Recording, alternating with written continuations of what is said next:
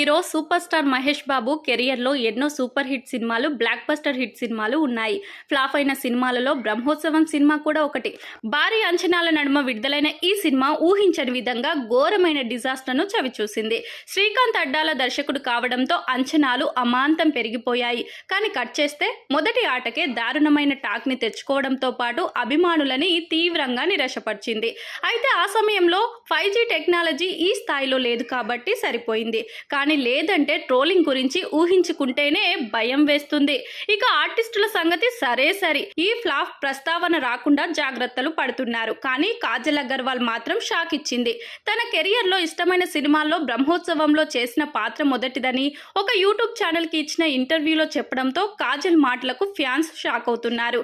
అయితే నిజానికి అందులో Samantha main heroine. Kajal first half తర్వాత కనిపించదు. అయినా సరే ఇంత ప్రత్యేకంగా కాజల్ దాని గురించి చెప్పడం విచిత్రమే అని చెప్పాలి. ఇకపోతే తాజాగా కాజల్ ముఖ్య పాత్రలో నటించిన తాజా చిత్రం సత్యభామ.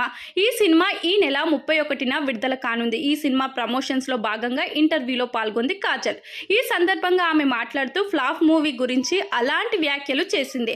పెళ్లి చేసుకున్న తర్వాత కొంతకాలం పాటు బ్రేక్ తీసుకున్న కాజల్ అగర్వాల్ తిరిగి సత్యభామ తనకు బ్రేక్ ఇస్తుందని ఎదురు చూస్తుంది. మరి ఈ మూవీ ఆమెకు ఎలాంటి గుర్తింపును తెచ్చిపెడుతుందో చూడాలి మరి.